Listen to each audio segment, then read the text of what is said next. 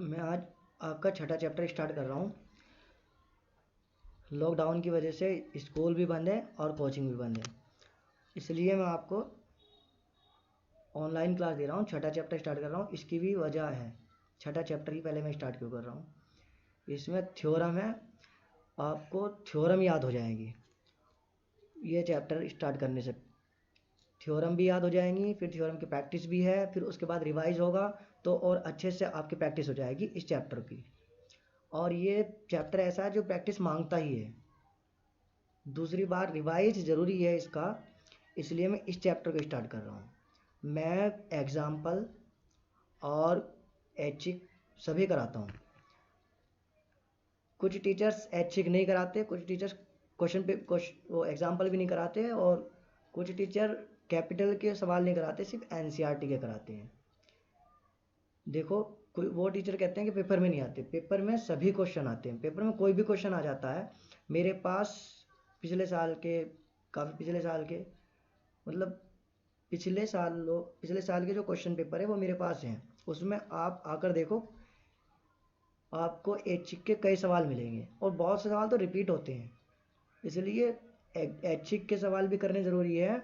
और बहुत से सवाल ऐसे हैं जो सिर्फ कैपिटल में है, एनसीईआरटी में है ही नहीं, और ऐच्छिक में है, वो भी आते हैं।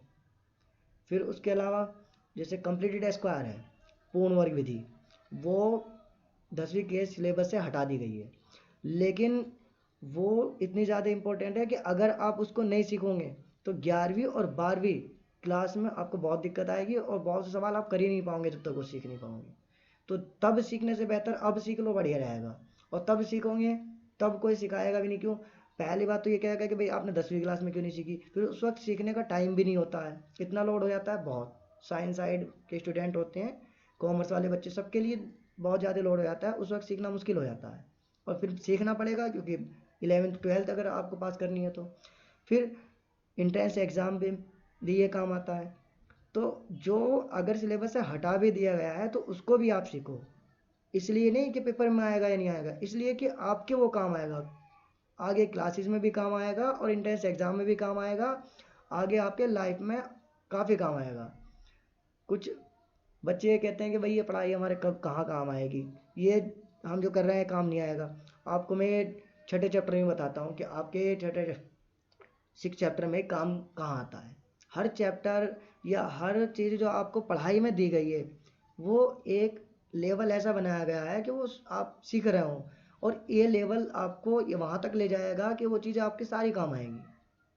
फिर इस लेवल में भी, जो 10th क्लास के लेवल में भी, आप काफ़ी चीज़ें अपनी लाइफ में इस्तेमाल कर सकते हो।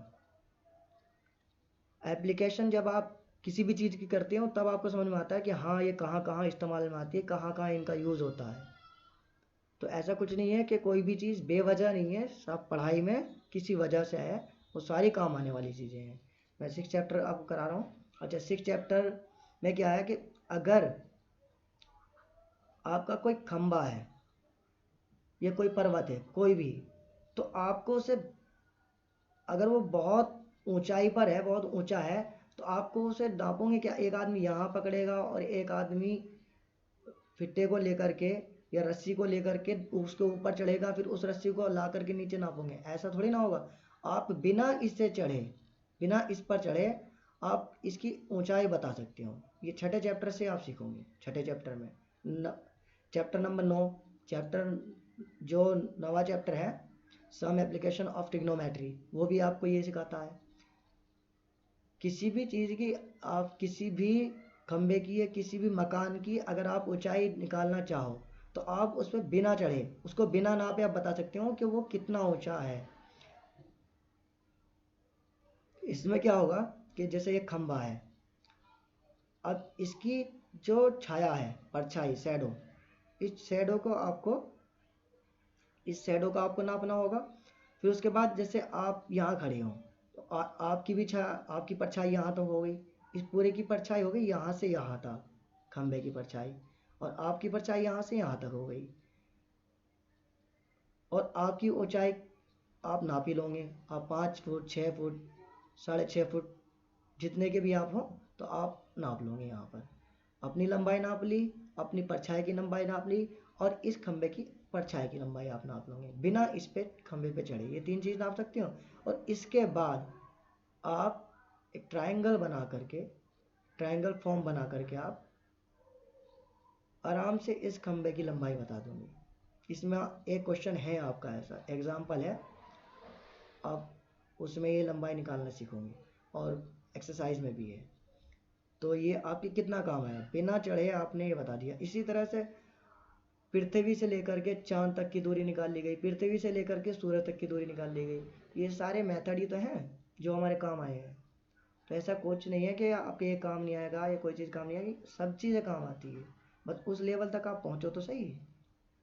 और पहुँचने के लिए आपको सीखना होगा। आपको पेपर के लिए नहीं सीखना होगा, जानकारी के लिए सीखना होगा। तो मैं स्टार्ट कर रहा हूँ छठा चैप्टर। छठे चैप्टर में देखो, छठे चैप्टर में आपको 2 चीज़ें बताई गई। ना 9th क्लास में भी आपका छठा चैप्टर था, उसमें आपको सिखाया गया था सर्वांग सम।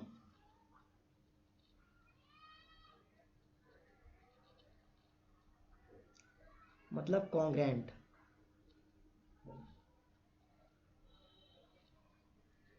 और 10वीं क्लास में आपको सिखाया जाएगा समरूप, मतलब सिमिलर। तो ये 2 चीज़ आप सीखोगे। अच्छा, 2 चीज़ में ये चीज़ पर आप प्रैक्टिस 9th में कर चुके हो, अब सिर्फ सिमिलर पर प्रैक्टिस करनी है। तो कॉन्ग्रेंट और सिमिलर दोनों पे फ़र्क पता होना चाहिए और दोनों के बारे में आपको जानकारी होनी चाहिए कि सर्वांगसम क्या है और समरूप क्या है। अब सर्वांगसम क्या होता है? सर्वांगसम का मतलब है कि आकृति दिखने में भी एक जैसी हो। जैसे 2 आकृति, 3 आकृति, 4 आकृति, जितनी भी आकृति, वो सर्वांगसम आपस में तभी होंगी जब वो दिखने में भी एक जैसी हो और उनका साइज भी सेम हो। 3 चीज़ें हैं देखो। पहली चीज़ तो है, अगर किसी भी आकृति की भुजाएं साइड तो होती है, तो पहली चीज़ है नंबर ऑफ साइड, भुजाओं की संख्या, भुजाओं की संख्या। दूसरी चीज़ है, पहला ये हो गया भुजाओं की संख्या, नंबर ऑफ साइड्स। दूसरा है भुजाओं का माप, भुजाओं का माप, मेजरमेंट ऑफ साइड्स। तीसरी चीज़ है कोणों का माप, कोणों का माप, मेजरमेंट ऑफ एंगल्स। तो इन 3 चीज, ये 3 कंडीशन, ये 3 प्रॉपर्टी ऐसी हैं जो आपको बताएंगी कि वो सर्वांग सम है या समरूप है। सर्वांग सम में क्या है कि देखो, भुजाओं की संख्या तो दोनों में बराबर होनी चाहिए। अगर 3, 4, 5 जितनी भी आकृतियों को हम ये देखना चाह रहे हैं कि वो सर्वांग सम है या समरूप है, तो भुजाओं की संख्या तो चाहे वो सर्वांग सम हो चाहे वो समरूप हो, भुजाओं की संख्या तो दोनों में सेम होगी, तभी वो सर्वांग सम होगी, तभी वो समरूप होगी। समरूप के लिए तो ये दोनों के लिए, सर्वांग समरूप दोनों के लिए भुजाओं की संख्या जरूरी है, भुजाओं की संख्या का समान होना। तो भुजाओं की संख्या समान होगी, सबसे पहले प्रॉपर्टी ये है। दूसरी प्रॉपर्टी भुजाओं का माप। भुजाएं अगर आपस में, 2 आकृति की भुजाएं अगर आपस में बराबर हैं तो वो सर्वांग सम है। लेकिन अगर वे भुजा की आकृति बराबर नहीं है, देखो सर्वांग सम आकृतियां समरूप होती हैं, हर एक सर्वांग सम आकृतियां समरूप होती है, लेकिन हर एक समरूप आकृति सर्वांग सम है या नहीं है, इसके बारे में नहीं कह सकते। हर एक सर्वांग सम आकृतियां समरूप होती है, यानी सर्वांग सम आकृति समरूप होती हैं, लेकिन हर एक समरूप सर्वांग सम नहीं होता। हर एक कोई 2 भी आकृति अगर समरूप है तो कुछ जरूरी नहीं कि वो सर्वांग सम हो, लेकिन अगर 2 आकृति सर्वांग सम है तो 100% समरूप है। ये याद रखना, सर्वांग सम आकृतियां समरूप भी होती हैं, लेकिन हर एक समरूप आकृति सर्वांग सम हो ये जरूरी नहीं है। तो पहली कंडीशन, भुजाओं की संख्या बराबर हो, 2 आकृति हैं तो दोनों में, एक में 4 भुजाएं हैं तो दूसरे में भी 4 ही हो। अगर अलग अलग होगी तो ना सर्वांग सम है ना समरूप। दूसरी कंडीशन है कि भुजाओं का माप। 2 आकृति, अगर उन दोनों की आकृतियां, उन दोनों की आकृतियों में भुजाओं, जो आपस में भुजाएं हैं उनकी संगत भुजाएं। संगत भुजाएं का मतलब, जैसे ये चार भुजाओं वाला चतुर्भुज, ये चार भुजाओं वाला चतुर्भुज, तो इस वाली भुजा के संगत ये होगी और इस वाली भुजा के संगत ये वाली होगी, इस वाली भुजा के संगत ये वाली होगी, इस वाली के संगत ये होगी। जैसे कि हमने अगर लिखा ए बी सी डी और ये लिखा पी क्यू आर एस, देखो सर संगत कोरस्पॉन्डिंग का जानकारी, कोरस्पॉन्डिंग की जानकारी भी होना ज़रूरी है कि कोरस्पॉन्डिंग साइड्स क्या होती हैं संगत। तो जैसे ये ए बी सी है, ए बी सी डी, इसका नाम है पी क्यू आर एस। तो ये ए बी जो है ये पी क्यू के संगत है, ये सी डी जो है सी डी के संगत आर एस है, और ये जो बी सी है बी सी के संगत कौन सी होगी, क्यू आर, ये होती है संगत। इस तरह से आप संगत पहचानोगे। अगर आकृति है तो आकृति में आप देख ही रहे हो, ये संगत ए बी, ये पी क्यू के संगत। और अगर आकृति नहीं ऐसे लिखा हुआ है तो आप ये देखोगे कि ए बी दोनों अक्षर पहले हैं, पहले अक्षर दोनों को ले लिया, बाद वाले अक्षर दोनों तो बाद वाले अक्षर दोनों को ले लिया, बीच वाले अक्षर दोनों तो बीच वाले अक्षर, और एक शुरू का और एक लास्ट वाला अक्षर ए डी, तो एक शुरू का एक लास्ट वाला अक्षर इसका भी लेना होगा ए डी। ये होते संगत।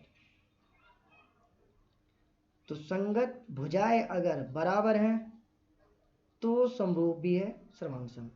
ये दोनों में लगेगी प्रॉपर्टी, क्योंकि जो भुजाएं बराबर हैं वो अनुपात तो उनका 100% बराबर होगा ही होगा।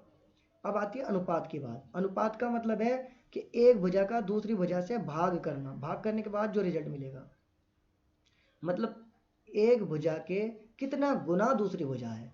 जैसे अभी मैं बताऊं आपको,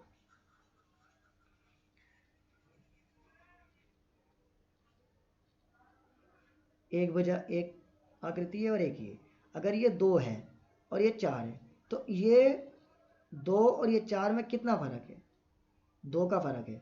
ये 4 जो है ये वाली भुजा, ये ए बी जिसका नाम हमने दिया था, ये ए बी भुजा कितने गुना है पी क्यू से, 2 गुना, दुगुना। तो ये जो ये भुजा है, ये अगर माना ये 3 है तो ये 6 होनी चाहिए, ये भी दुगनी हो गई। ये होता अनुपात, मतलब कितने गुना है, कितने गुना वो दूसरी भुजा है। तो संगत भुजा जैसे पी क्यू के संगत ए बी थी, तो ये इसका जो ये कितने गुना है 2, इसका भी है कितना गुना 2 गुना। तो ये अनुपात है, अनुपात कितना हो गया 2 अनुपात।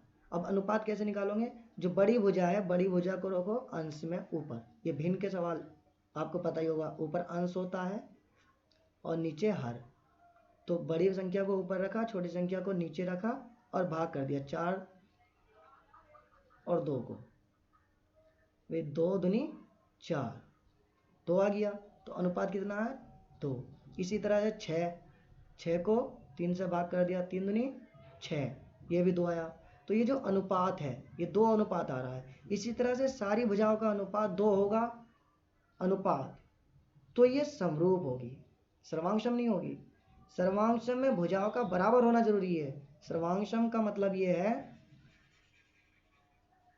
देखो ये बहुत बड़ा फर्क है, इसका ध्यान रखना कि अगर ये 4 है तो दूसरी आकृति भी ऐसी हो कि उसकी संगत भुजा यानी ए बी और पी क्यू जो संगत है, इन संगत भुजा, ये संगत भुजाएं आपस में बराबर होनी चाहिए। ये 4 है तो ये भी 4 हो, अगर ये 3 है तो ये भी 3 हो, ये 6 है तो ये भी 6 हो, अगर ये 8 है तो ये भी 8 हो। तो संगत भुजाएं अगर बराबर हैं तो वो सर्वांगसम है। संगत भुजाओं का अनुपात बराबर है तो वो समरूप है। सर्वांगसम में भुजाएं बराबर होती हैं, समरूप में भुजाओं का अनुपात बराबर होता है। सर्वांगसम में भुजाएं बराबर होती है, समरूप में भुजाओं का अनुपात बराबर होता है, याद रखना। तो 2 चीज हो गई। पहली कंडीशन दोनों में है, एक अगर सर्वांगसम समरूप हमें चेक करना, तो सर्वांगसम और समरूप तभी होंगे जब भुजाओं की संख्या बराबर होगी। दूसरी कंडीशन के 2 पार्ट हैं, भुजाओं का माप के 2 पार्ट, भुजाएं बराबर भी हो सकती है और अनुपात में भी बराबर हो सकती है। अगर बराबर है, वो खुद आपस में बराबर है तो सर्वांगसम, अगर उनका अनुपात बराबर है तो वे समरूप है। अब आती है कोणों का माप। अगर वे कोण, देखो कोण बराबर होने चाहिए, ये सर्वांगसम और समरूप दोनों में सेम प्रॉपर्टी है। कोणों का माप यानी कोण का बराबर होना, कोण कैसे होने चाहिए, बराबर। और भुजा कैसी होनी चाहिए, भुजाओं के दो पार्ट हैं, समरूप, एक तो समरूप के लिए और एक सर्वांग सम के लिए। समरूप के लिए भुजाओं का अनुपात बराबर हो, सर्वांग सम के लिए भुजाएं आपस में बराबर हो। दोनों पार्ट अलग अलग है, दोनों पहलू अलग। अच्छा, अब ये जैसे ये 4 थी, अब ये भी 4 है, तो यहाँ पर क्या होगा, ये 4 है, ये भी 4 है, तो 4 से 4 की अगर हमने भाग कर दी तो आया क्या, 1। भाई भुजाएं बराबर है। अब यहाँ भी चलो, यहाँ भी 4, यहाँ भी 4 और यहाँ भी 4, सब 4 4 ले लेते हैं। और ये भी देखो,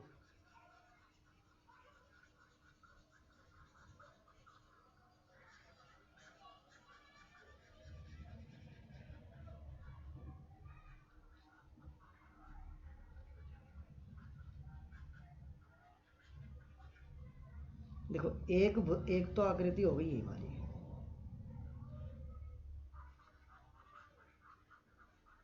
दूसरी आकृति हो गई ये वाली। अब इसमें मान लिया कि सारी भुजाएं 4 4 की है, तो भुजाएं सारी बराबर हैं, तो ये सर्वांग तो पक्का है। क्योंकि सर्वांग में ये चीज़ देखनी ना हमें कि भुजाओं की संख्या इसमें भी 4 भुजाएं, इसमें भी 4 भुजा बराबर है।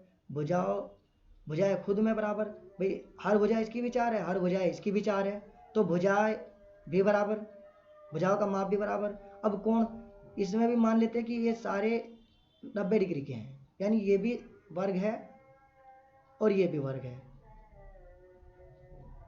तो ये भी सारे 90 डिग्री के कोण हो गए और इसमें भी सारे 90 डिग्री के कोण हो गए, 90 डिग्री।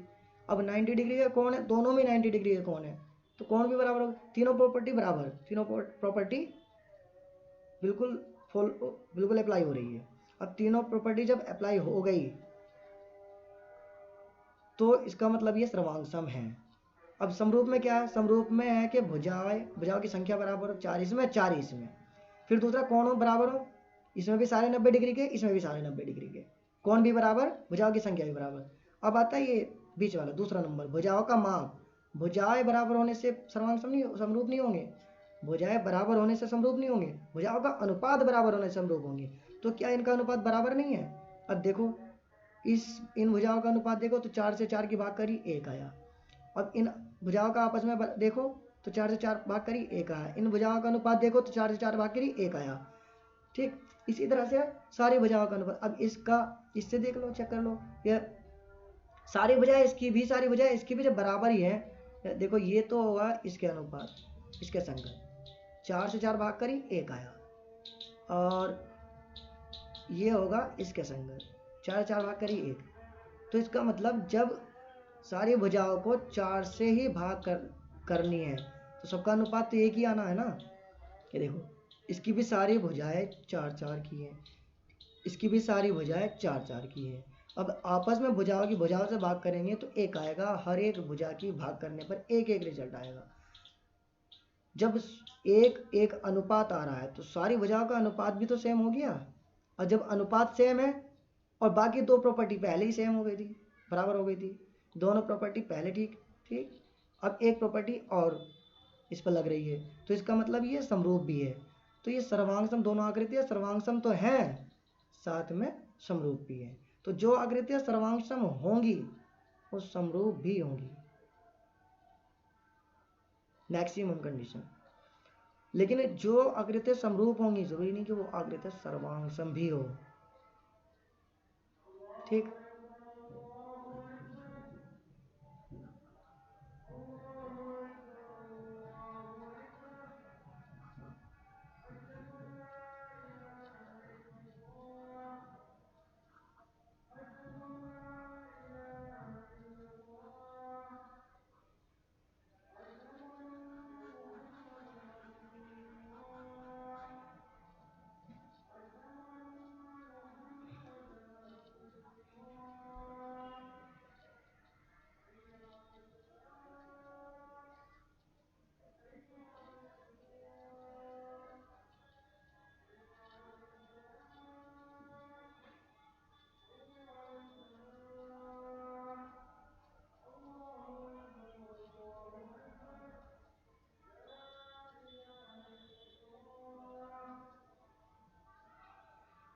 इसके अलावा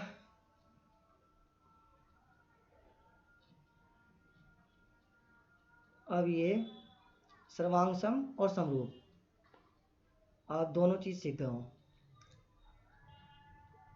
सर्वांग सम के बारे में पता चल गया और सर्वांग सम और समरूप, तीन प्रॉपर्टी आपको ये याद रखनी है।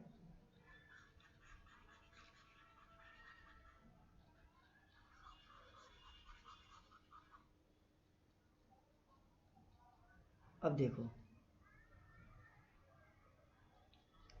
अब ये आकृति देखो, इसमें आपकी आकृति दे रखी है, इसमें ये ए बी सी डी, ये जो ए बी सी डी है ये वाली आकृति, और ये जो पी क्यू आर एस है ये आकृति, ये दोनों ही चतुर्भुज हैं। इसमें भी चार भुजाएं हैं ए बी सी डी में भी, और इस वाली आकृति में भी चार भुजाएं हैं। तो भुजाओं की संख्या बराबर हो गई, नंबर ऑफ साइड बराबर हो गए। अब उसके अलावा भुजाएं का परिमाप और भुजाओं का माप। अब भुजाओं का माप देखो, ये 2.4 है, ये 4.8 है, तो ये जो 4.8 है ये 2.4 का कितना गुना है? दुगुना। ये जो 5.0 है ये 2.5 का कितना गुना है? दुगुना। इसी तरह से 3.0 ये 1.5 का कितना गुना है? दुगुना। और ये 4.2 2.1 का कितना गुना है? दुगुना। सभी दुगुना है, दो गुना है। और जब इनकी 4.2 से 2.4 की मतलब आपस में भुजाओं की जब भाग करेंगे तो इसका मतलब 2 आएगा।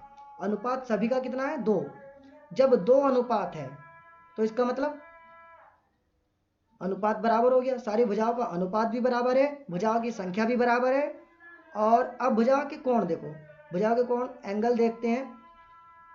ये वाला एंगल देखो 85, और ये वाला एंगल, ये वाला एंगल 85, ये वाला एंगल कितना है? 70, ये एंगल 70, ये 100 है, ये भी 100 है, 105 105, कोण भी बराबर है।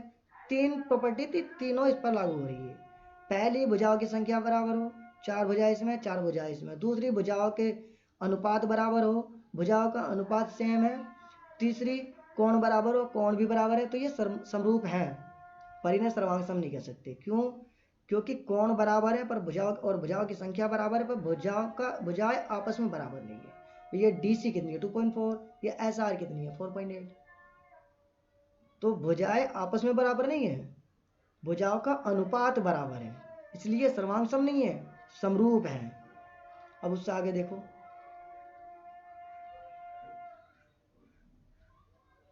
ये आकृति देखो, इसमें क्या है? इसमें सबसे पहले कोणों भुजाओं की संख्या, इसमें चार भुजा, इसमें भी चार भुजा है, तो भुजाओं की संख्या तो बराबर है, पहली प्रॉपर्टी कंप्लीट। लास्ट वाली क्या? उसके कोण बराबर है, इसके भी कोण बराबर है, दोनों कोण बराबर है। सर्वांग सम या समरूप, दोनों में से कुछ भी हो सकता है। दोनों प्रॉपर्टी में से किसी ने भी ये फर्क नहीं बताया कि सर्वांग सम या समरूप, और ना ये बताया कि दोनों में से कुछ नहीं है। दोनों में से कुछ ना कुछ है, ये तो सर्वांग सम है या समरूप है। अब ये सर्वांग सम है या समरूप, इसके बारे में कौन सी प्रॉपर्टी बताती है? सेकंड, कि इनकी भुजाओं का माप क्या है।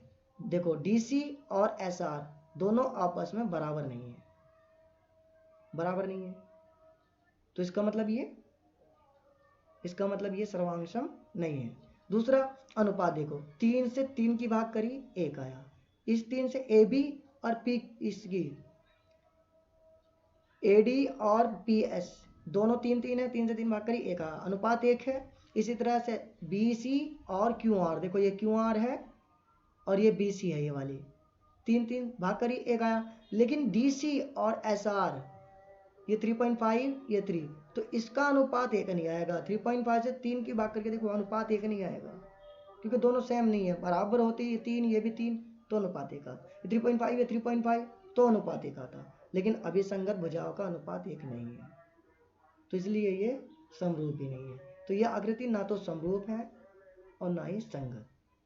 भुजाएं बराबर नहीं है, इसलिए संगत नहीं, वो सर्वांग सम नहीं है। भुजाएं बराबर नहीं है, इसलिए सर्वांग सम नहीं है। और भुजाओं का अनुपात बराबर नहीं है, इसलिए समरूप नहीं है। ना ये सर्वांग सम आकृतियाँ और ना ये समरूप है। समरूप क्यों नहीं है? क्योंकि भुजाओं का अनुपात बराबर नहीं है। सर्वांग सम क्यों नहीं है? क्योंकि भुजाएं आपस में बराबर नहीं है। अब आगे देखो, ये है, देखो ये पहली प्रॉपर्टी कि इसमें चार भुजाएं, इसमें भी चार भुजाएं, भुजा की संख्या बराबर। दूसरी प्रॉपर्टी कि इसका अनुपात देखो 4.2 2.1 2.1 से कितना गुना है 4.2 दुगुना, 2.1 से कितना गुना 4.2 दुगुना। इसकी सारी भुजाएं 4.2 4.2 है, इसकी भी सारी भुजाएं 2.1 2.1 है। तो हर एक भुजा का अनुपात आपस में 2 आ रहा है। 4.2 से 2.1 की बात करेंगे तो आएगा, दुगुना है, तो अनुपात 2 आ रहा है।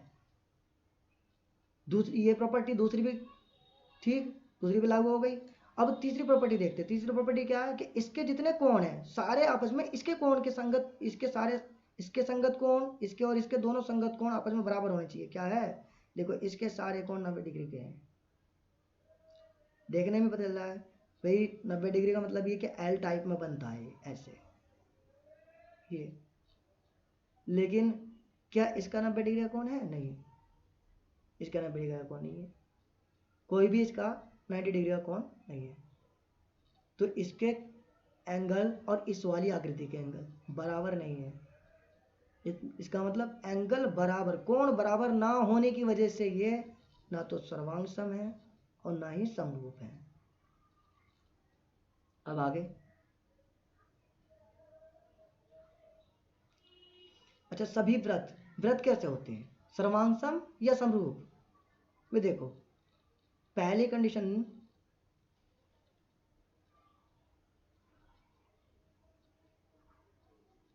कि आकृतियों, जो दो आकृतियां हैं उन दोनों आकृतियों की भुजा की संख्या समान हो।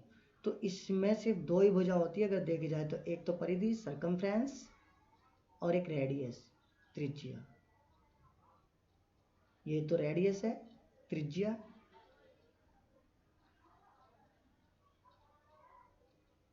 और ये सर्कमफ्रेंस यानी परिधि। तो परिधि और त्रिज्या।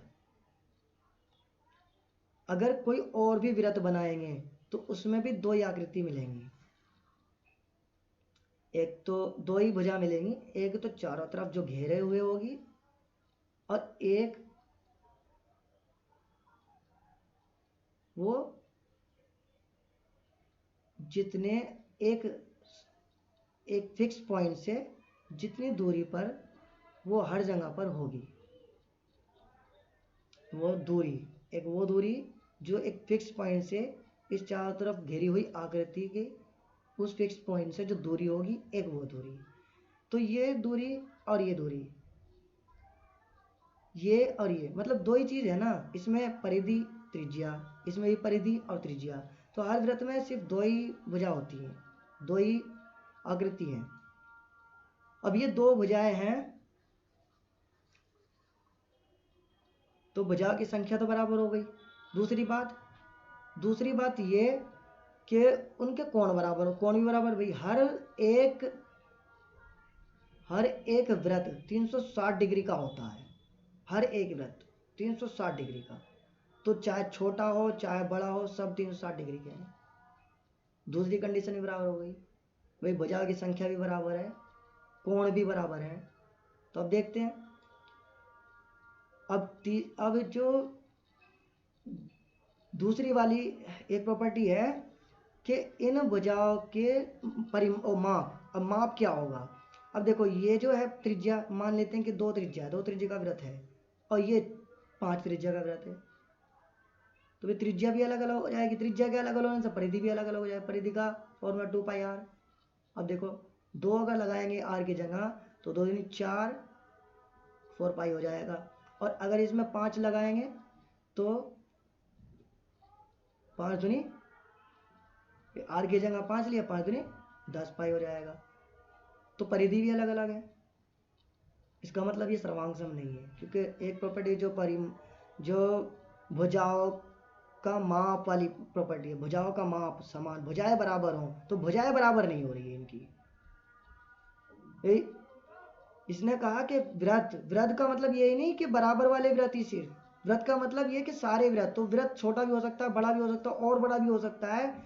तो वो वृत्त उनकी जो साइज है, देखो मैंने एक बात और बताई थी कि सर्वांग मतलब जो दिखने में भी एक जैसे हो और साइज में भी एक जैसे हो। समरूप मतलब जो दिखने में एक जैसे हो पर साइज में एक जैसे हो या ना हो, छोटे बड़े हो सकते हैं। तो जो व्रत हैं एक वृत्त छोटा और एक वृत्त बड़ा हो सकता है, तो इसलिए सर्वांग सम तो है नहीं पर समरूप है। ये छोटा है, ये बड़ा है, दिखने में एक जैसे हैं लेकिन साइज में एक जैसे नहीं है। अब समरूप के लिए वही कंडीशन कि भाई इसमें भी दो भुजाएं, इसमें भी दो भुजाएं, भुजा की संख्या बराबर, एक परिधि और एक त्रिज्या। दूसरी बात कि ये भी 360 डिग्री का, ये भी 360 डिग्री का, हर एक वृत्त 360 डिग्री का, कोण भी बराबर, ये भी याद रखना, हर एक वृत्त 360 डिग्री का होता है, कोण भी बराबर। तीसरी बात कि उन भुजाओं का अनुपात बराबर हो। अब देखो उन भुजा, अब यहां पर हमने क्या लिया था, 1 2 और 1 5। देखो ये कितनी थी, ये भुजा थी 2 और ये कितनी थी, ये थी 5, 5 थी। अब 5/2 ये अनुपात आया इसका त्रिज्याओं का। तो अब इसका परिधि का अनुपात देख लेते हैं। अब परिधि का अनुपात क्या है भाई, परिधि इसकी कितनी थी 10 पाई, इसकी परिधि 10 पाई थी, ये रही। इसकी परिधि कितनी थी 4 पाई। अब 4 पाई, अब इसकी पाई से पाई भाग करो और 10 का हाफ करो 5 और 4 का हाफ करो 2। तो ये भी कितना अनुपात आया 5/2 का, और ये भी कितना अनुपात आया 5/2 का। तो अनुपात बराबर है, दोनों भुजाओं का अनुपात भी बराबर है, भुजाओं की संख्या भी बराबर है, और साथ में जो कोण है वो भी बराबर है। तो ये समरूप है या नहीं, तो ये क्या है, समरूप है पर सर्वांग सम नहीं है। क्यों, क्योंकि भुजाएं बराबर नहीं है। छोटे वृत्त में छोटी त्रिज्या होगी, बड़े वृत्त में और बड़ी त्रिज्या, उससे और बड़े वृत्त में उससे और बड़ी त्रिज्या, पर उन त्रिज्या का अनुपात एक समान रूप से बढ़ेगा। जितना त्रिज्याओं का अनुपात बढ़ेगा उतना ही परिधि का, जितना त्रिज्या बढ़ेगी उतना ही परिधि, जितने गुना त्रिज्या बढ़ेगी उतनी गुना परिधि बढ़ेगी। देखो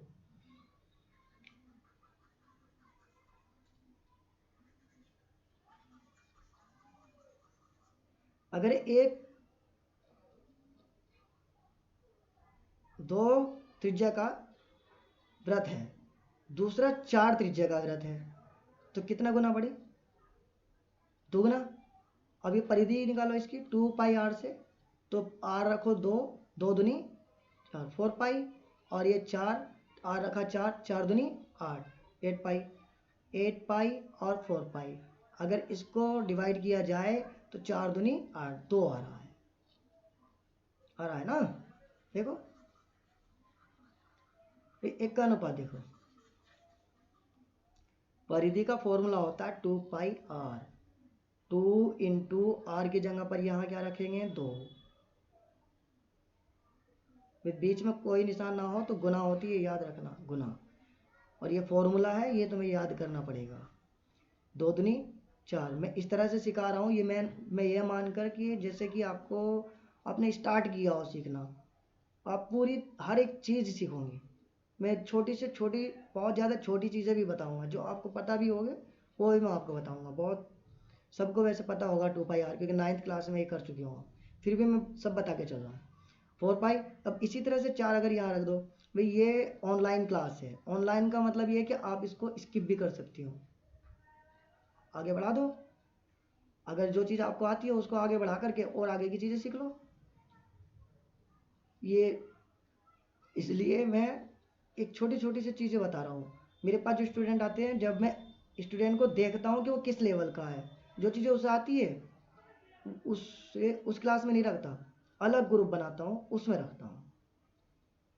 तो जो बच्चे बिल्कुल वीक होते हैं उसको मैं अलग से क्लास देता हूँ। तो स्टूडेंट को फेस टू फेस तो स्टूडेंट को देखा जा सकता है ना वो किस लेवल का है। अब ऑनलाइन तो सभी देखते हैं वीडियो, तो इसलिए मैं हर किसी के लिए कॉमन वीडियो बना रहा हूँ। तो अब देखो, तो ये अब आर की जगह हमने 2 रखा, फिर आर की जगह हम क्या रख देंगे 4, क्योंकि यहाँ पे 4 है ना। देखो ये अब आर 4 रखा तो 4 दूनी 8। अब ये 8 पाई से को 4 पाई से भाग करी, पाई से पाई कट गया, 4 से 8 की भाग करी, 4 दूनी 8, अब ये 2 हो गया। ये भी अनुपात 2 आ रहा है, त्रिज्या का अनुपात भी 2 है, तो अनुपात सेम होगा, तो इसलिए क्या होगी समरूप। तो आप बता सकते हो कि सभी वृत्त कैसे होते हैं, सर्वांग सम या समरूप, समरूप होते हैं। उसी तरह से देखो सभी वर्ग, वर्ग कैसे होते हैं, देखो वर्ग का मैंने एक एग्जांपल लिया ही था भाई। वर्ग का मतलब ये है कि सारी भुजाएं बराबर। वर्ग क्या होते हैं,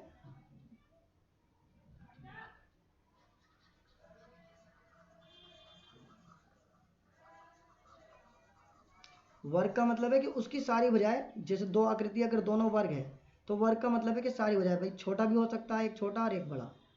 अभी देखो मैंने ये मान लिया कि इसकी सारी भुजाएं दो दो की है और इसकी सारी भुजाएं चार चार की है, क्योंकि वर्ग है। वर्ग में क्या होगा, जो एक भुजा होगी, एक भुजा की जो लंबाई होगी दूसरे की भी वही होगी, चौथे की भी वही, सारी चारों भुजाओं की वही लंबाई होगी।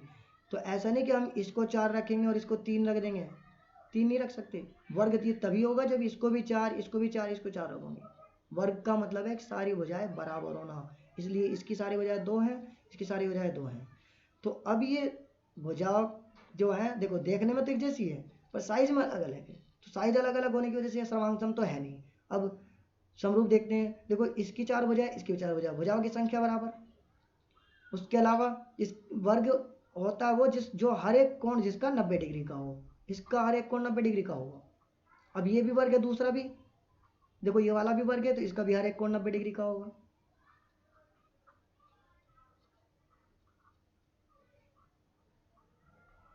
तो इस वर्ग का हर एक कोण देखो, इस वर्ग का हर एक कोण 90 डिग्री, इस वर्ग का हर एक कोण 90 डिग्री, तो कोण भी बराबर है, भुजाओं की संख्या भी बराबर है। दो प्रॉपर्टी कंप्लीट। तीसरी प्रॉपर्टी है कि भुजाओं का माप।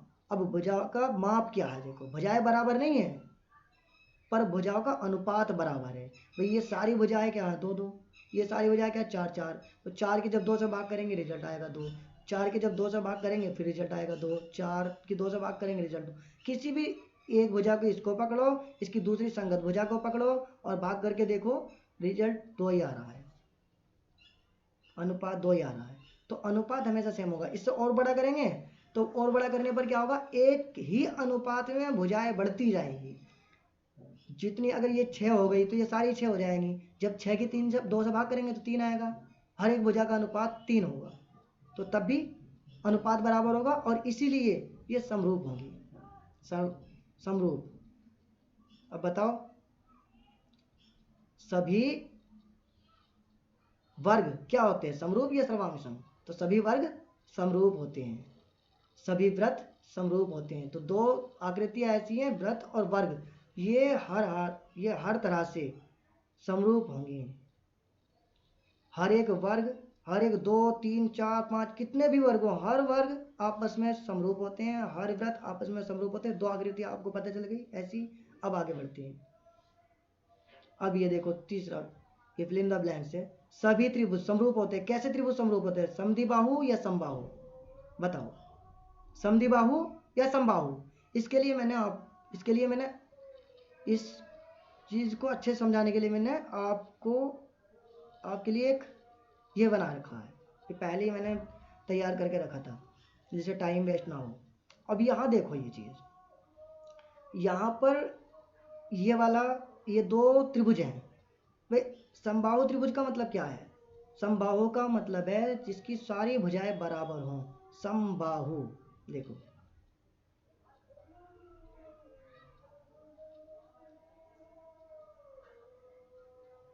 समबाहु, सम मतलब समान, बाहु मतलब भुजाएं। इसे कहते हैं इक्विलैटरल ट्रायंगल, इक्विलैटरल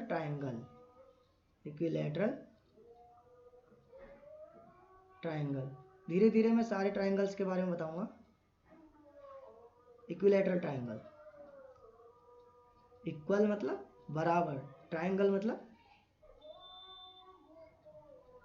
त्रिभुज, तो बराबर भुजाओं का त्रिभुज। तो वो त्रिभुज जिसकी भुजाएं सारी बराबर हों, ऐसे मतलब अगर ये दो है, अगर इसकी ये वाली भुजा दो है तो इसकी ये भुजा भी दो होगी और इसकी ये भुजा भी दो होगी। समबाहु का मतलब ये है, समबाहु मतलब सारी भुजाएं बराबर, जिसकी तीनों भुजाएं आपस में बराबर हो। समद्विबाहु, समद्विबाहु, समद्विबाहु का मतलब इंग्लिश में कहो तो आइसोसील्स, आइसोसील्स ट्रायंगल। ट्रायंगल का निशान ऐसे बना देते हैं। ये ट्रायंगल, तीन भुजा है ना, तो ट्रायंगल, तो आइसोसील्स।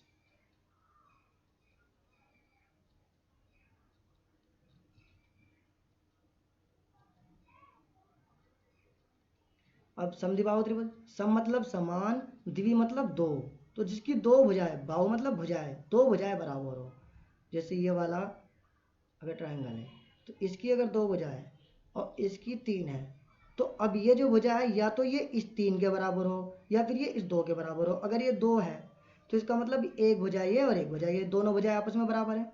तीसरी अलग है, तीसरी अलग होनी चाहिए। अगर तीसरी भी दो ही हो गई तो इसका मतलब तो ये समबाहु हो गया ना, सारी भुजाएं बराबर हो गई फिर तो तीसरी चार पाँच छः कुछ भी हो सकती है, कुछ भी, सात आठ दस कुछ भी, ये दोनों पर दो भुजाएं इसकी आपस में बराबर हो।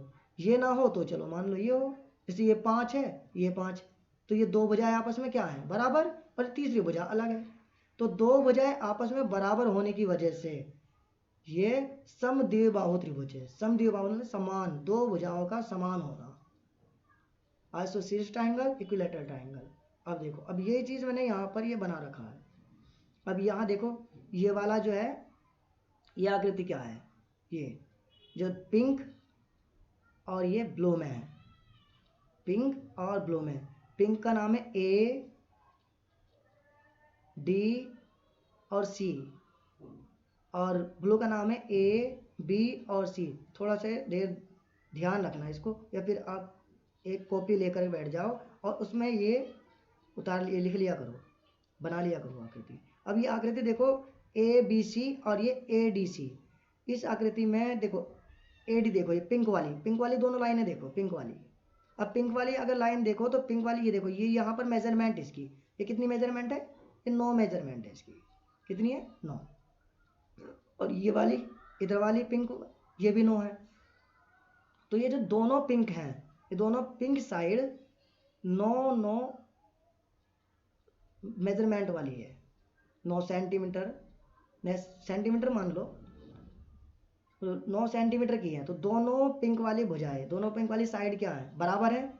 लेकिन ये तीसरी देखो, ये नीचे वाली जिसका नाम ए सी है, ग्रे कलर में है ये देखो, ये 4 तो यहाँ तक हो गया 0 तक, और ये 4 यहाँ तक हो गया, इस जीरो से इस 4 तक, पॉजिटिव में प्लस में, और ये 0 से -4 तक ये माइनस में। तो 4 इधर और 4 इधर, 8 ये हो गया।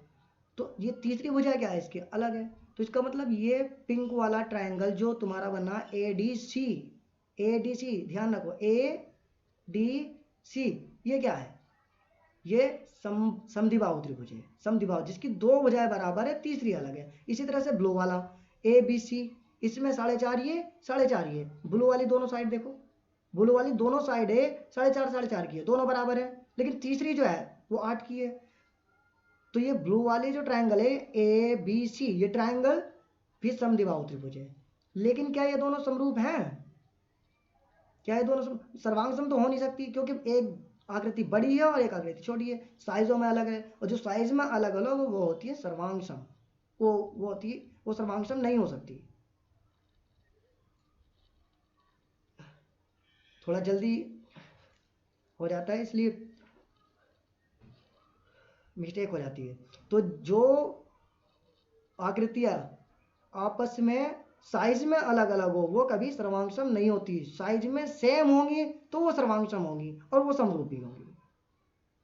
जो आकृति सर्वांग सम होती है वो तो समरूप तो होती है, पर अगर हम सिर्फ सर्वांग सम की बात करें, समरूप की बात ना करें, तो जो आकृतियां आपस में साइज में बराबर नहीं है वो आकृतियां सर्वांग सम नहीं हो सकती। सर्वांग सम के लिए हमें चेक करना पड़ेगा 3 प्रॉपर्टी। पहली कि देखो ये एडीसी जो त्रिभुज है पिंक वाला, पिंक लाइनों वाली, तो ये त्रिभुज भी 3 भुजा, त्रिभुज तो सारे 3 भुजा के होते हैं और इसमें भी 3 भुजा है। त्रिभुज होने की वजह से 3 भुजा की आकृतियां हैं, तो इन आकृतियों की भुजाओं की संख्या बराबर है। दूसरी बात क्या देखनी है हमें, कोण।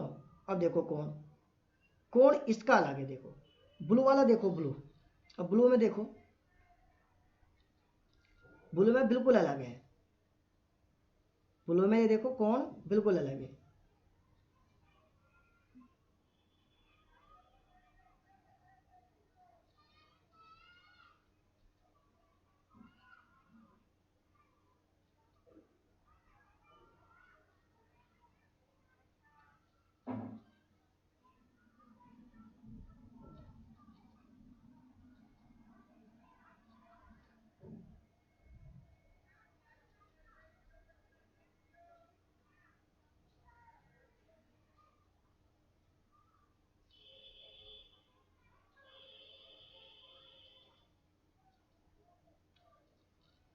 ये देखो ये इतना,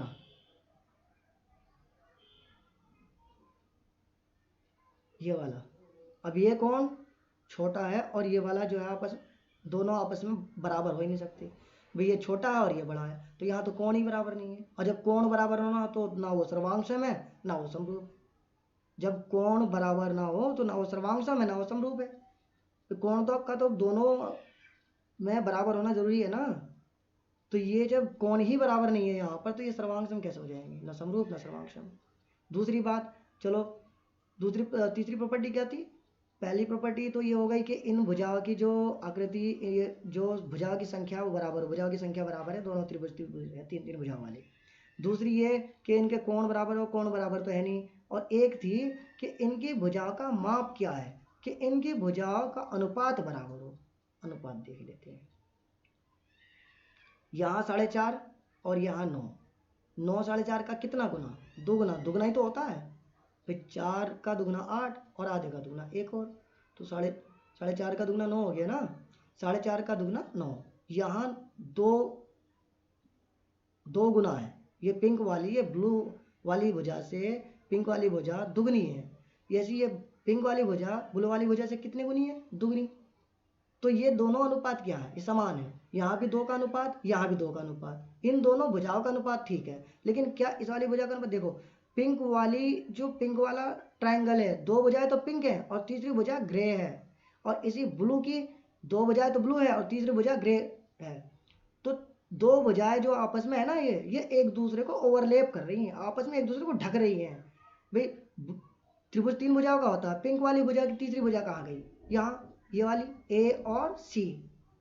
देखो ये ए नजर आ रहा होगा, ये आपको, ये ए है यहाँ पर, ये ए है और यहाँ भी ए है, ये रहा ए, ये ए, ये सी है और ये ए है, देख रहे हो ना, ये ए और ये सी। तो ए सी जो है ये भुजा, ये दोनों के लिए है, ये पिंक वाले, पिंक जो साइड है उस वाले ट्रायंगल के लिए भी, ब्लू जो साइड है उस वाले ट्रायंगल के लिए भी। तो ये दोनों ही आपस में बराबर है। अब जब दोनों आपस में बराबर हो, भाई 4 और 4 है तो 4 और 4 की भाग करेंगे 1 आएगा। जब दोनों ही आपस में बराबर है तो अनुपात क्या हो गया, भाग करने के बाद क्या हो गया, 1। तो इनका अनुपात 1 हो गया। और इनका अनुपात क्या था, पिंक और ब्लू का 2, इनका इस वाली पिंक और ब्लू का भी 2, तो वो अनुपात 2 था, ये अनुपात 1 है, तो अनुपात अलग अलग हो गया। जब अनुपात अलग अलग हो गया तो ये समरूप नहीं है। वो हमने पहले चेक कर लिया था कि इनके कोण भी बराबर नहीं है, तो समरूप नहीं है। तो जो समद्विबाहु त्रिभुज है, जो समद्विबाहु त्रिभुज है वो बराबर नहीं, वो समरूप या सर्वांशम नहीं होंगी।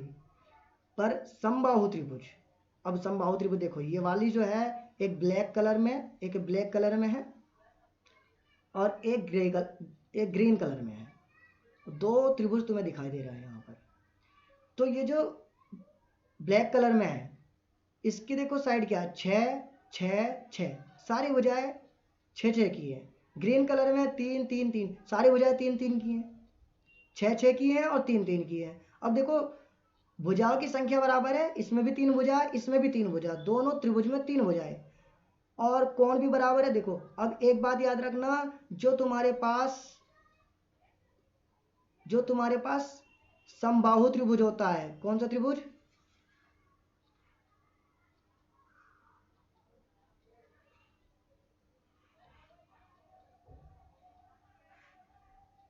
समबाहु त्रिभुज, जो तुम्हारे पास समबाहु त्रिभुज होता है, समबाहु त्रिभुज, समबाहु त्रिभुज में याद रखना कि हर एक कोण 60 डिग्री का होता है। ये तुमने 9th क्लास में भी सीखा था कि हर एक कोण इसका 60 डिग्री का होता है और इसकी सारी भुजाएं आपस में बराबर होती है। ये प्रूफ भी करने के लिए आता है, पेपर में भी आ जाता है कि इसके सारे कोण 60 डिग्री के होते हैं, इसकी सारी भुजाएं बराबर होती हैं, हम प्रूफ भी कराते हैं इसको। ये सारे कोण 60 डिग्री के होते हैं। तो जो तुम्हारे पास ये है, ये तुम्हारे सामने जो है ग्रीन वाला त्रिभुज और ब्लैक वाला त्रिभुज, भाई ग्रीन वाले त्रिभुज के भी सारे कोण 60 डिग्री, तो ये भी तुम्हारा 60 डिग्री, ये वाला कोण 60 डिग्री होगा।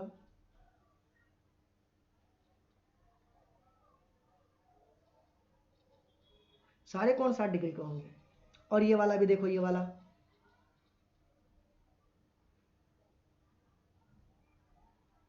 ये भी 60 डिग्री का होगा, ठीक।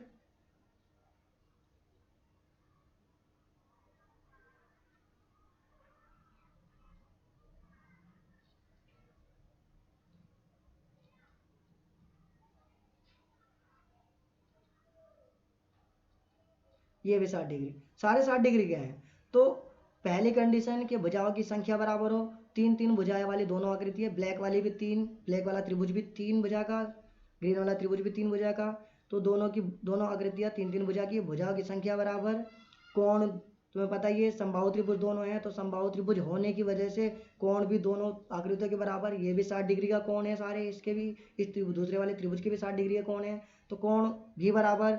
अब भुजाओं का अनुपात देख लेते हैं, 3 और 6 दोनों दुगना, 3 और 6 दुगना, यहाँ भी 3 6 दुगने का फर्क है, तो अनुपात कितना हो गया सबका, 2 का अनुपात हो गया भाई, सब 2 गुना ज्यादा है ना। अब अगर और कोई भी आकृति और कोई भी त्रिभुज बनाएंगे ना, तो वो भी एक समान रूप से बढ़ेगा, एक समान रूप से, सारी भुजाएं एक समान रूप से बढ़ेंगी, एक समान। अगर एक भुजा देखो, मैं अभी बताऊं आपको,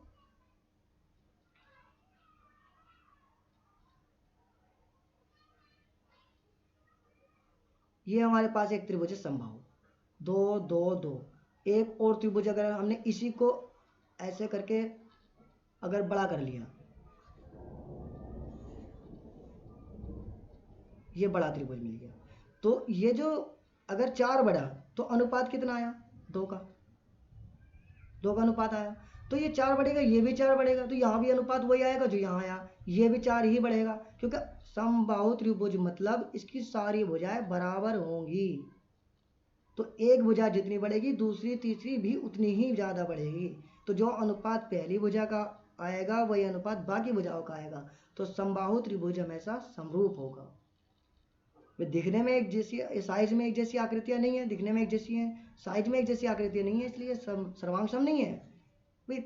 ये भुजाएं आपस में बराबर नहीं है, भुजाएं छोटी वाली त्रिभुज की बड़ी वाली त्रिभुज की भुजाएं आपस में बराबर नहीं है, तो सर्वांग सम नहीं है, पर अनुपात हमेशा सेम होगा, इसलिए ये समरूप है। तो अब आप बता सकते हो कि सभी त्रिभुज कैसे, सभी त्रिभुज समरूप होते कौन से, समद्विबाहु या समबाहु, समबाहु, सभी समबाहु त्रिभुज समरूप होते हैं। अब देखो भुजाओं की समान संख्या, देखो यहाँ पे क्या दी है उसने, तीनों प्रॉपर्टी यहाँ पर लिख दी है इसने, ये जो तुम्हारे पास ये है, ये फिल इन द ब्लैंक, इसमें इसने तीनों प्रॉपर्टी को लिख दिया है बस, और कुछ नहीं। पहली भुजा की समान संख्या, मतलब भुजा की संख्या कैसी हो, समान, यहाँ पर कैसी हो, समान, भुजा की संख्या समान हो, समान वाले 2 बहुभुज, बहुभुज का मतलब है कि कितनी भी भुजा हो, 10 भुजा वाले हों चाहे 50 भुजा वाले हों, 2 आकृतियां अगर उनकी भुजाएं समान है, एक में 50 है तो दूसरे में भी 50 होनी चाहिए, ये बात है। तो समान भुजाओं की संख्या समान हो, एक में 50 है तो दूसरे में 50 हो, बहुभुज समरूप होते हैं, पर वो समरूप कब होंगे, अब 2 प्रॉपर्टी इसने यहाँ दी, उनकी संगत कोण, उनके संगत कोण कैसे हो, मैंने बताया था, संगत कोण बराबर हो तथा उनकी संगत भुजाएं कैसी हो, भुजाएं देखो समरूप है ना, तो समरूप है तो भुजाएं कैसी हो, अनुपात बराबर, अनुपात मतलब समानुपाती, तो यहाँ क्या आएगा, समानुपाती, ठीक। तो उनकी संगत भुजाएं कैसी हो, समानुपाती हो, संगत कोण कैसे हो, बराबर हो, संगत भुजाएं समानुपाती हो। और देखो निम्नलिखित युग्मों के 2 भिन्न भिन्न उदाहरण दीजिए, समरूप आकृतियां, समरूप आकृतियां मैंने आपको 2 दिन, बल्कि फिल इन द ब्लैंक में 3 आ गई है समरूप आकृतियां। 2 कोई भी वृत्त ले लो, वृत्त समरूप होते हैं, 2 कोई भी वर्ग ले लो, वर्ग समरूप होते हैं, 2 कोई भी समबाहु त्रिभुज ले लो, समबाहु त्रिभुज समरूप होते हैं, ये तीनों फिल इन द ब्लैंक में कोई भी 3 में से 2 लिख दो। उसके बाद ऐसी आकृतियां जो समरूप नहीं है, समरूप किसी भी तरह से हो ही नहीं सकती, तो 2 आकृति ऐसी ले लो ना जिनकी भुजाएं समान ना हो, भुजाओं की संख्या समान ना हो, समरूप के सर्वांग सम भी नहीं होंगी, तो ऐसी आकृतियां चाहिए जो समरूप नहीं है, और जो ऐसी आकृति जो समरूप ना हो, अब वो देखो, चाहो तो तुम समद्विबाहु त्रिभुज का एक उदाहरण ले सकते हो कि समद्विबाहु त्रिभुज समरूप नहीं हो सकती, 2 भुजाएं बराबर हैं, एक भुजा अलग है, मैंने ये आपको बताया ही, एग्जाम्पल दिया था इसका, अच्छे से समझाया भी, एक्सप्लेन किया ठीक से, तो समद्विबाहु त्रिभुज समरूप नहीं हो सकते। फिर इसके अलावा एक वृत्त ले लो, एक त्रिभुज ले लो, त्रिभुज और वृत्त ये दोनों आपस में समरूप हो ही नहीं सकते। फिर एक वर्ग ले लो, एक त्रिभुज ले लो, एक वर्ग और एक त्रिभुज, वर्ग और वर्ग में 4 भुजाएं हैं, त्रिभुज में 3 भुजाएं हैं, आपस में भुजाओं की संख्या ही बराबर नहीं है, तो ये दोनों समरूप नहीं हो सकती। अब आगे देखो, बताइए कि निम्नलिखित चतुर्भुज समरूप है या नहीं। अब ये वाली आकृति, ये वाली आकृति, इसमें वही देखना है। देखो ये तुम्हें लगता है समरूप है, देखने से ही पता चला आपको, इतनी अब जानकारी हो गई होगी कि देखने से ही पता चला है कि इसके कोण अलग हैं और इसके कोण अलग है। देखो ये कोण 90 डिग्री का है, ये 90 डिग्री का साइन है, ये जो बॉक्स बना हुआ है ये 90 डिग्री का है, ये भी 90 डिग्री, ये भी 90 डिग्री, ये 90 डिग्री। ये एल टाइप में जो बनता है ना 90 डिग्री है। एल टाइप में अगर बना तो ये कोण 90 डिग्री हो जाता, पर ये एल टाइप में नहीं बनना। ये तुम्हारा क्या है, ये तुम्हारा क्या है, ये 90 डिग्री है ही नहीं, ना ये 90 डिग्री ना ये 90 डिग्री। तो ये कोण जो है अलग अलग है और ये कोण सब 90 डिग्री वाले हैं। अब इसके संगत जो कोण होंगे ना, इसके संगत कोण जो होंगे इस वाली आकृति के और इस वाली आकृति के आपस में जो संगत कोण है वो बराबर नहीं है। इनकी भुजाओं की संख्या समान है, इनकी भुजाओं का अनुपात भी बराबर है। भाई दुगना है, 1.5 से दुगना 3, 1.5 से दुगना 3, सब दुगना है, 2 का अनुपात है। इनकी भुजाओं की संख्या भी समान है, इनकी भुजाओं का अनुपात भी समान है, पर इन आकृतियों में कोण बराबर ना होने की वजह से ये समरूप नहीं है। अगर रीजन पूछा जाए तो इसमें ये लिखा जाएगा, ये आकृतियां कि इन आकृतियों में भुजाओं की संख्या समान है, भुजाओं की संख्या समान, और इन भुजाओं के अनुपात भी बराबर हैं, पर इन आकृतियों की भुजाओं की संख्या समान है, इनकी भुजाओं का अनुपात भी समान है, परंतु इन आकृतियों के कोण बराबर नहीं है, इसलिए समरूप नहीं है। तो ये समरूप नहीं है। आपकी ये मैंने 6.1 एक्सरसाइज पूरी करा दी है, मैंने बहुत बारीकी से एक्सप्लेन किया। अच्छा ये सारी चीज़ एक्सप्लेन करनी जरूरी थी, चैप्टर स्टार्ट होते वक्त बहुत ज़्यादा डीपली सिखाना होता है। 6.1 में टाइम लगा, 6.2 में ज़्यादा टाइम नहीं लगेगा। अच्छा प्रॉपर्टी में थोड़ा टाइम लगता है, प्रॉपर्टी में बहुत एक लेवल बनाना पड़ता है, एक तरीका बनाना पड़ता है जिससे कि स्टूडेंट इजीली उसे समझ सके और कर सके। अब आप देख करके कमेंट में बताओगे कि वीडियो आपको कैसी लगी है और मुझे इसमें क्या इम्प्रूव करने की ज़रूरत है, क्या सुधारने की ज़रूरत है। अगर आपको ठीक लगी और आपने कोई इम्प्रूव बताया तो मैं उसको इम्प्रूव करने के बाद फिर आगे की वीडियो निकालूंगा 6.2। तो ठीक, आप देखें और आपको बताएं आप कमेंट में। तो धन्यवाद, थैंक्स फॉर वॉचिंग।